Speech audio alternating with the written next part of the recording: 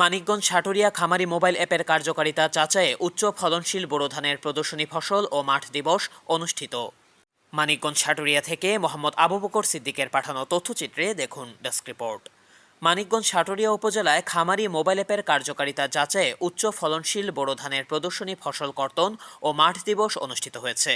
এ সময় প্রধান অতিথি হিসেবে উপস্থিত ছিলেন বাংলাদেশ কৃষি গবেষণা কাউন্সিলের নির্বাহী চেয়ারম্যান ডক্টর শেখ মোহাম্মদ বখতিয়ার।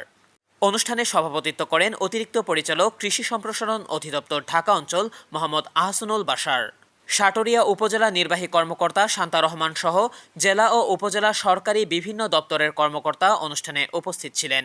কয়েক শত কৃষককে কৃষিকাজে মোবাইল অ্যাপ ব্যবহারের উপকারিতা তুলে ধরেন, সকলকে তা ব্যবহার করার পরামর্শ দেন। বাংলাদেশ কৃষি গবেষণা কাউন্সিল ও কৃষি সম্প্রসারণ অধিদপ্তর অনুষ্ঠানের আয়োজন করে।